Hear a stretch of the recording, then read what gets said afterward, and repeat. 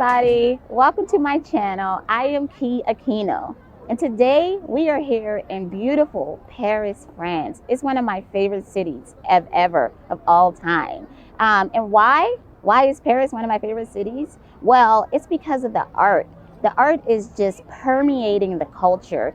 It's in the style of dress. It is in the architecture. As a matter of fact, we are here in front of the iconic Eiffel Tower. And that is just one example of just how art is everywhere. I mean, you cannot get away from it. And it's one of the things that I actually want to talk to you about today. And that is how to be like an artist. Well, the first question you're going to ask yourself naturally is, why would you want to be like an artist? Well, in my opinion and in my personal life, being an artist has been a life hack. Being an artist has been amazing for my entire spiritual journey. So I'm going to give you 4 ways to be like an artist based on my own personal experience and how it's worked for me. Now, the very first thing that I want to share with you as it pertains to being like an artist is to be quirky. Embrace your inner quirkiness. You know what I'm saying? Like, be yourself. Everybody has something that makes them special and unique.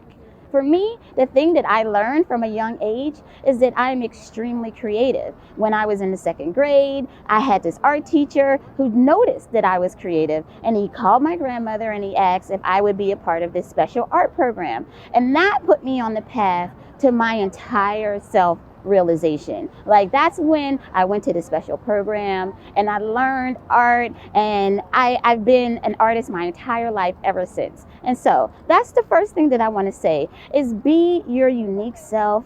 Learn what makes you unique. Learn what makes you special if you don't already know. And if you know what makes you unique and special, don't try to hide yourself in the crowd. Stand out, be bold, be proud, and also embrace what makes other people unique. You know, because every single last one of us has something that makes us unique and that makes us special.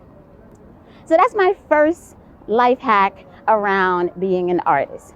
The second thing that I wanted to talk to you today about as it pertains to being like an artist is to embrace creativity. That's probably just like the first thing that you think about when you think about artists, because artists, when you think about them, you think about creativity. But what is creativity? You know, in the Bible, it talks about how in the beginning, the earth and the heavens were formless and void. And then God, the divine source, the creation, had this bright idea to create the earth. It was bright. It was a bright idea. And that to me is what creation is. It's a bright idea. It's this time in your life that you decide, you know what, I see an opportunity or I see a void. Let me give you a great example. You know, we called an Uber. We came over here to the Eiffel Tower. At one point in history, there was no such thing as an Uber, you know, but somebody saw that there was a need, or there could be a great demand for the opportunity to open up your phone, call a cab, have the cab meet you wherever, and then jump in the cab and you know the price. That was actually somebody's idea. So you probably have amazing ideas. You probably are deeply creative, and that would make you an artist in and of yourself. So that is my second way to be like an artist, and that is to embrace creativity. The third way to be like an artist, which is very similar to the second, is just to embrace the art of the possible. What's the art of the possible? Well, the art of the possible can be anything.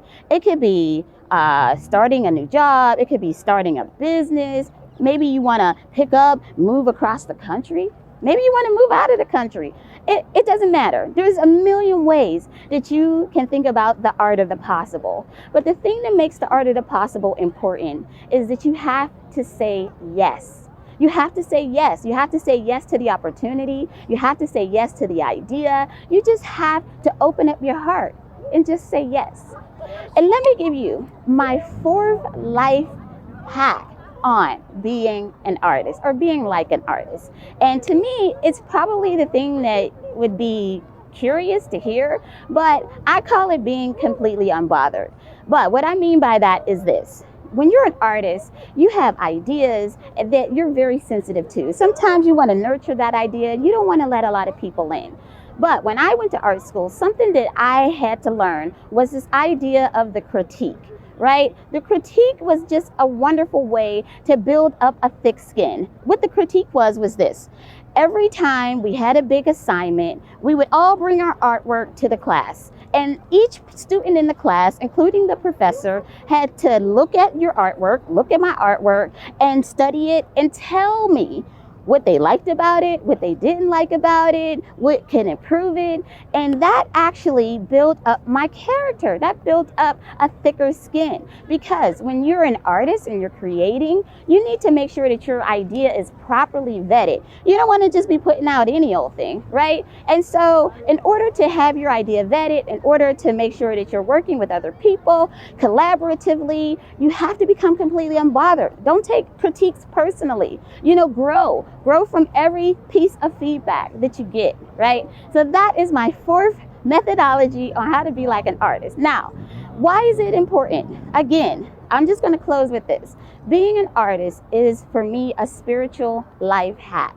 It is the way that I have learned to love on myself, to learn to love my entire self. And it's also the way that I have learned to just come up with interesting things, new ideas, and pursue them, even though they may not have been likely in the beginning. So that's all for me for today. Please like, comment, and share.